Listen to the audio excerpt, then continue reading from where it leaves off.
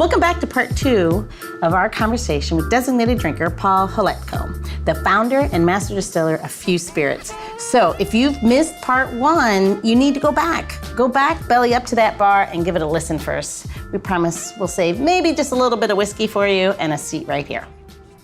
So, Paul, in part 1, we kind of talked about like your approach to your spirits and, you know, the love and the passion that really got you started, the family tradition. But I'd love to dive into, let's dive into the next spirit, shall we? That's sitting on the table. Let's get some, a little more taste going. It looks like we have the motor oil. Yeah, let's talk about motor oil. So this is a limited release, you said? Yeah, limited release. We did 1,800 bottles of it. So super limited, currently available at buyfewspirits.com, although I don't know for how much longer because it's selling pretty quick. Really fun, really different whiskey that we made in collaboration with one of my favorite rock bands called Black Rebel Motorcycle Club. And it's a cool whiskey because it's totally different. It's a vatting of 3 different whiskeys, all rolled up into one. Few bourbon finished in rum barrels, few bourbon finished in vermouth barrels, and then a smoked wheat whiskey that was had some really nice mesquite smoke on it. So, you know, when you're tasting the motor oil, what we were trying to do is we were trying to like evoke this feeling of riding a motorcycle through the South and driving by a barbecue joint. I don't know that we hit that per se, but I think you're going to find that it's really kind of nice with some cool sweetness, herbaceousness, a little bit of bitterness maybe, but not bitter, more herbaceous. And then this really kind of cool, thick smoke underlying it all and bringing it all together. And I think it's just a delightful whiskey that's very unique. What do you guys think? Definitely get the smoke. Yeah. I think it's very smooth. I think for sure it's definitely smooth. I definitely get the smoke. I love your, I wrote it down. Invoke the barbecue joint. on a motorcycle. I wrote it down. That's the best description ever of making a whiskey. Well, I mean, whiskey's supposed to give you a feeling, right? It's Absolutely. so good. It's like, and I do see that sweet finish, like that, you know, it's like a little unexpected, really. On the nose is nice. What I was going to say is the only thing is that out of that motorcycle driving past the barbecue joint, wouldn't you just have like little gnats inside your whiskey then? All the like poor little bugs. I don't know, have you ever been on a motorcycle? Yes. On the back? No, I've only driven a motorcycle, but not very far. At least I've done it. I wouldn't say that I have had the experience. I don't know that I'm an experienced rider, though. I mean, I've never been on one, but I know that my friends that do ride and they have riding clubs and they all fucking ride motorcycles and Harleys and shit. They definitely, when they're hungry after a long ride, I could see where that might be a thing. Like where you get into, like, you're starving and then you smell a barbecue place. Well, is that like what you're going for? Yeah, I mean, it started off, you know, we were talking with the band about, you know, whiskey, and they're like, yeah, you know, when we're on tour, that's what we drink is whiskey, but they don't call it whiskey, they call it motor oil. Oh. And so I'm like, all right, well, we should do a whiskey called motor oil then, but we're not going to just put some, you know, 10 weight 40 in a bottle and try and sell it to you as whiskey. You know, what does it mean to be a motor oil whiskey other than, you know, sludgy or, you know, negative things? Like, what can we do that's going to evoke that, you know, the joy of being motor oil without, what's the experience? You know, how are you going to drink it? Why are you going to drink it? What, you know, how are you going to feel when you drink it?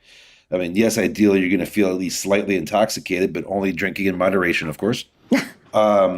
Yes. But, what is that feeling? Yeah, I always practice that.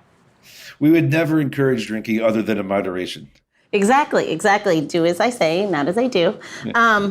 I do think it's really, again, I'm the novice here. Whiskey is, I'm still learning, and I love the fact that this is what I get to do for a job because I get to, like, hear what Paul has to say and drink with you and learn all these new things. This is a really interesting, I love the fact that there's an experience that he pulled, like, that brings it all together. And I love it. I think it's a really interesting whiskey. I think it's definitely something that's different for me, again, being that novice, but it's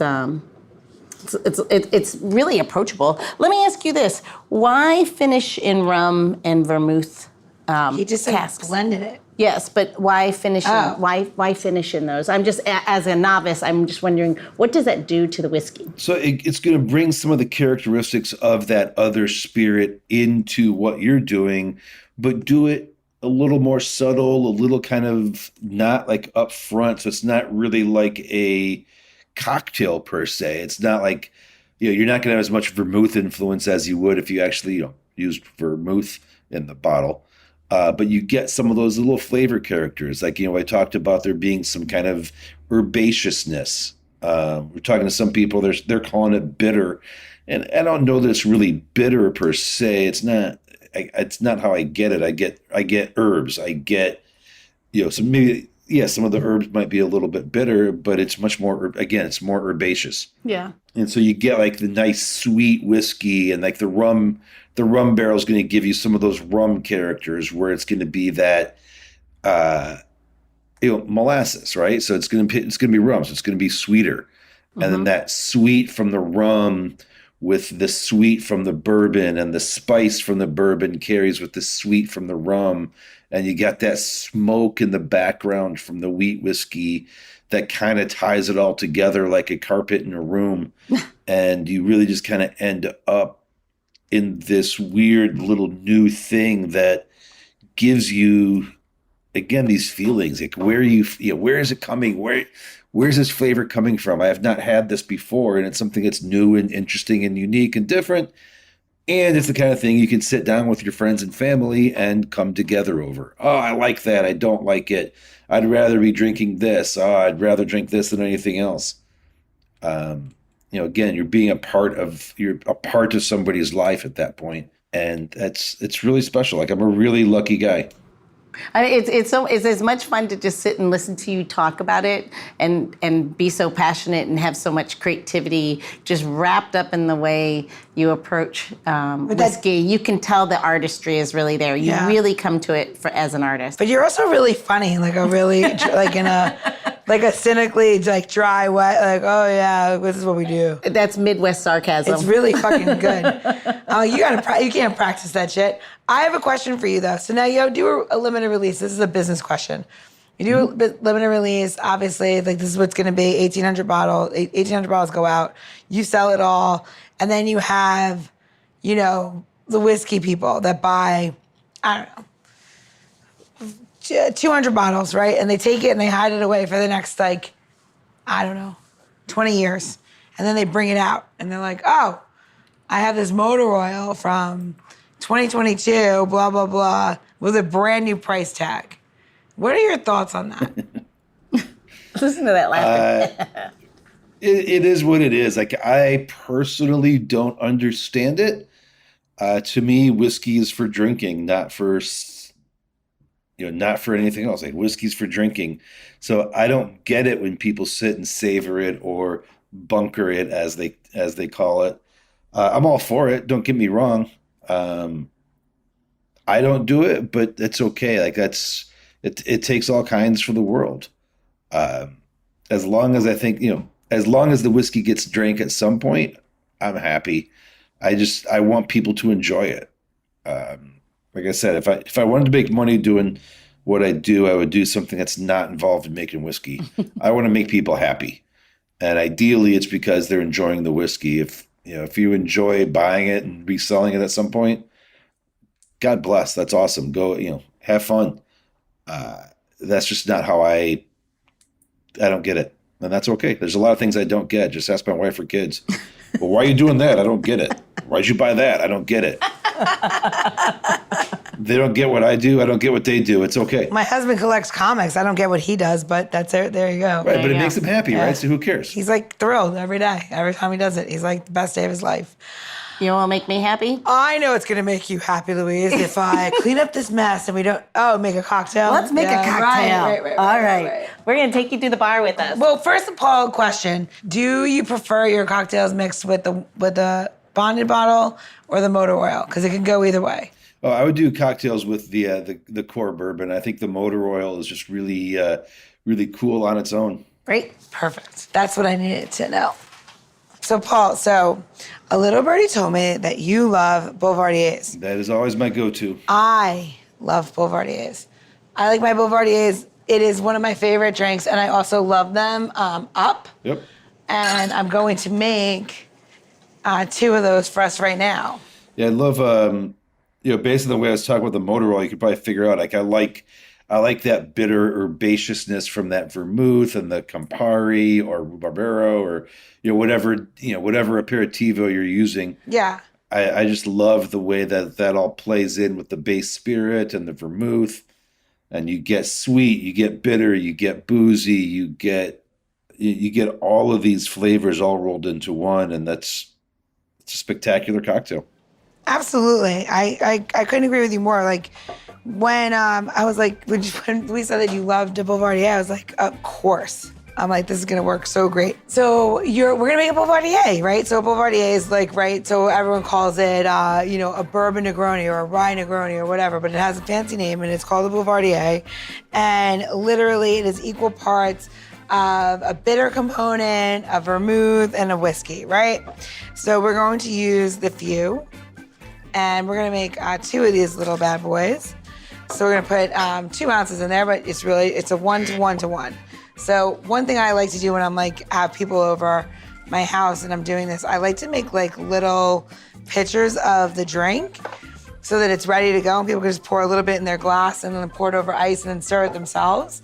It's just really nice and easy, welcoming way to have a really lovely before dinner drink that's a little bit stronger than, I do like martinis. I truly love the world of bitters and vermouth and Negronis and all of it. So this is, my wheelhouse where I live for sure. All right, so we have equal parts in our stirring glass. And now we're gonna fill our stirring glass 3/4 of the way full. This is the most important part, I think, in making these drinks. It's the way that you finesse and stir the ice.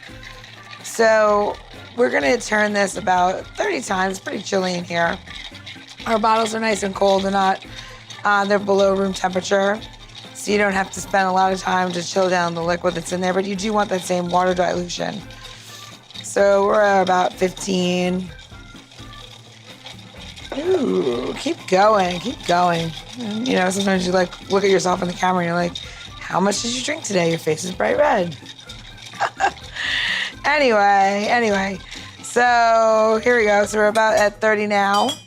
And we chilled our little boppy glasses, which I love. They're just the cutest little pre-prohibition style cocktail glass. It's just such a fun little glass to own. We're gonna give this a pour into our glass.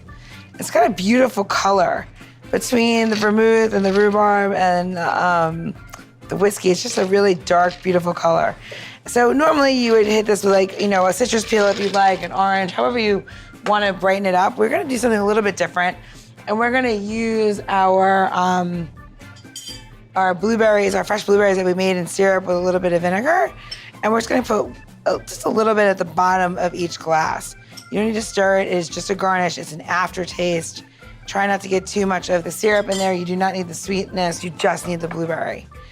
And that's it. And that is my Chicagoan version of a Boulevardier. That looks awesome. I am so sad that you're not here to drink this with us right now, but I know that you already know what this all tastes like. So cheers. Not as sad as I am. I'd rather be drinking that than being here. I feel that you must come to DC, not infrequently. I'm sure you've been here in the last 3 years. I've been there a lot. Well, we'll welcome you back whenever that is going to happen. This is so good, Gina. It's so smooth, right? It is very smooth. It's dangerous. Yeah, that's very dangerous. That's you don't need, it transforms the whiskey in a certain way. It just smooths everything out, but it's not lost in it either. Now you understand why he likes that motor oil, right? In the blend, because when you put all those flavors together, it makes like that. Yeah, this is beautiful. Thank you, Paul, and thank you, Gina. These two things, all these things together, this is amazing. Thanks. Yeah. So go ahead. I'm just going to keep drinking my drink over here. You guys do the rest, okay? Yeah. All right. Well, I mean, where are we at? I don't even know. Well, first we got to do our housekeeping. Okay. Tell us where we're going to go to get this amazing cocktail recipe. So you're going to go to designateddrinker.show and you can see our tips, tricks, how-tos, recipes, all those things. Or you can watch us on Instagram. See the video on Instagram. Get the tips, yeah. For the tips at Designated Drinker. Yes. Please hit like and follow. Yes, and then let us know what you're thinking. If you need some DM help, me. you need some advice on cocktails. If you don't ask me anything, ask Gina, because she's the smart one. I would love to hear from more people. Please Yes. DM. And then, so the other thing is to get to these links, you're just going to go into the episode notes. We're also going to make sure that you can get, we'll make sure that there's a live link there so that you can get straight to Paul and straight to his beautiful liquids because they can deliver them to your doorstep. Buyfewspirits.com. Direct to consumer. I love it. Yep. I love it. I really do. I think it's so great. I love, I don't want to go anywhere. Just give it to me. Just bring it to my house. Fucking yeah. You're like, Hell I'm yeah. going to open my mouth, open the bottle, just pour it in. Yeah. I'm down. If I can make that happen, I will. Paul, do it himself. Liquid to lips. Only in moderation, though, folks. Only in moderation. Liquid to lips. To that note, I mean, that's pretty fucking funny. I think that's how babies are made.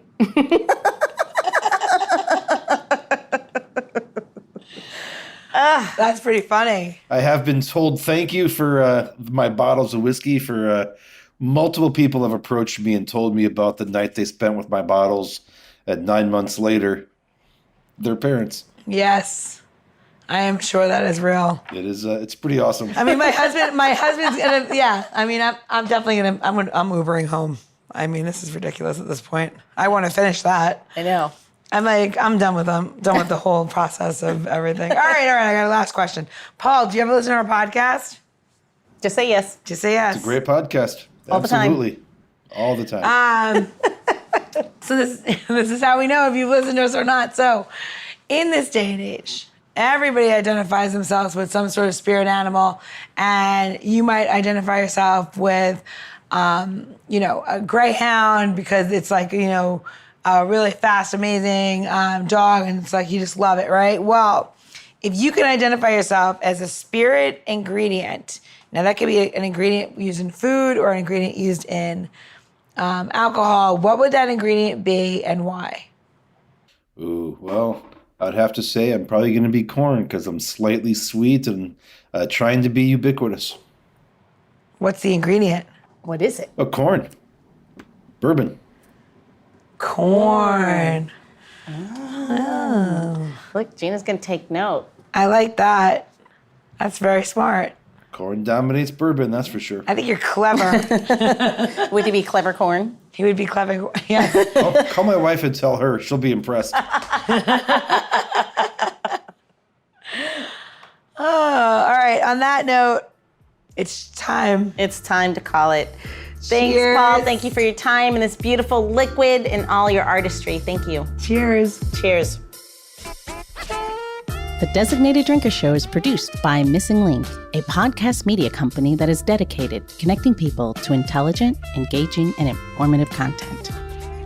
Also in the Missing Link lineup of podcasts is Rodger That, a podcast dedicated to guiding you through the haze of dementia, led by skilled caregivers Bobbi and Mike Carducci. Now, if you're looking for a whole new way to enjoy the theater, check out Between Acts, an immersive audio theater podcast experience. Each episode takes you on a spellbinding journey through the works of newfound playwrights, from dramas to comedies and everything in between. Find Missing Link's League of Podcasts on Apple Podcasts, Spotify, or wherever you find your podcasts. Please don't forget to subscribe, download, and review the shows. Your review helps our shows reach new audiences. To find out more about Missing Link, visit missinglink.company. That's missinglink.company.